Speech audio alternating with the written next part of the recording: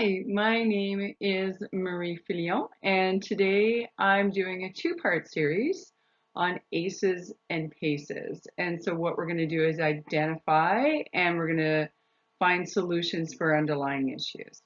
Okay, so let's start. So what we need to remember is when we're working with children that our common enemy is the trauma, not the child. And I think the ACEs really help us with that. So what ACEs stand for are adverse childhood experiences, and they're potentially the traumatic events that can have negative and lasting effects on the health and well-being.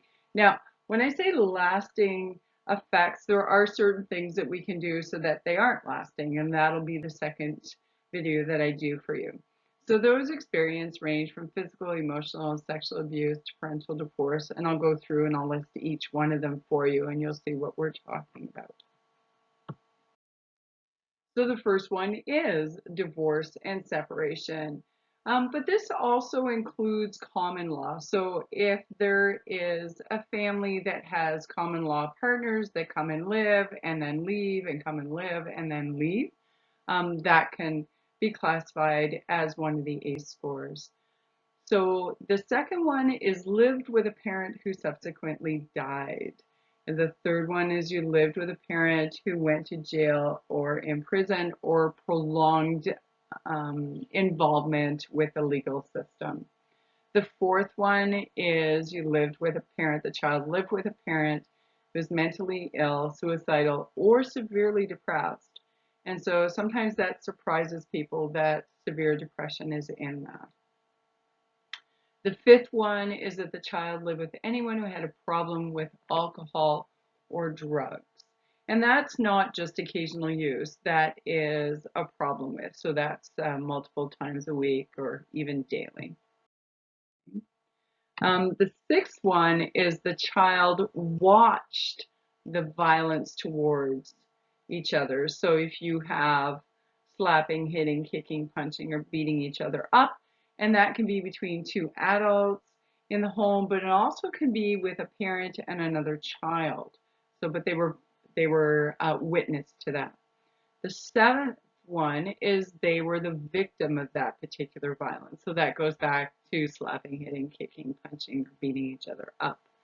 The eighth one is they experienced economic hardship, somewhat often or very often.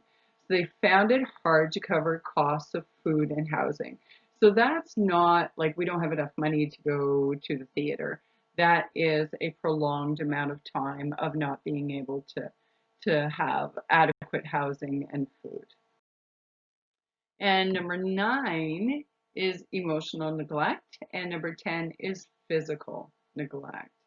So if a child has more than 4, they're in danger of developing a serious disease as they get older. So it's a medical issue that will occur.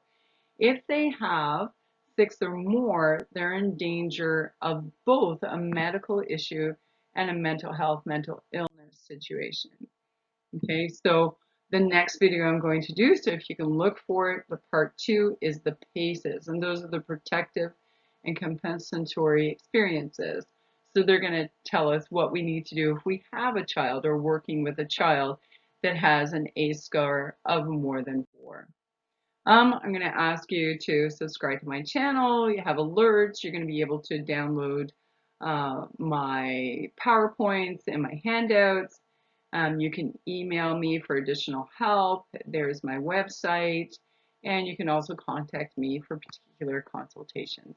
Thank you so much for listening. Take care. Bye.